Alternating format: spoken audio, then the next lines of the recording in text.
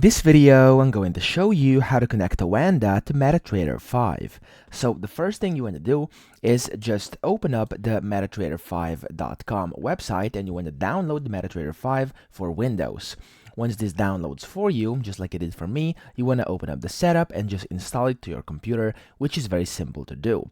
After you're in here, you want to open up your MetaTrader 5, and to connect Oanda, you want to go to File, top left, and then you want to click on Open an Account over here where it has the plus button. And in here, you want to search for Oanda. Now for me, as you can see, it's already over here, but if it's not for you, just type in Oanda.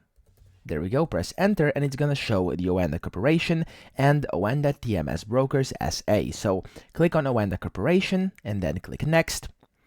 And after this, you can either open a demo account to trade virtual money without risk, you can open a real account for live trading, or you can connect with an existing trade account. So pick whichever one you want, and then you want to, in case you're logging in, type in your login details and your password and then your server, and after that, press finish, and you've successfully connected Oanda to MetaTrader 5.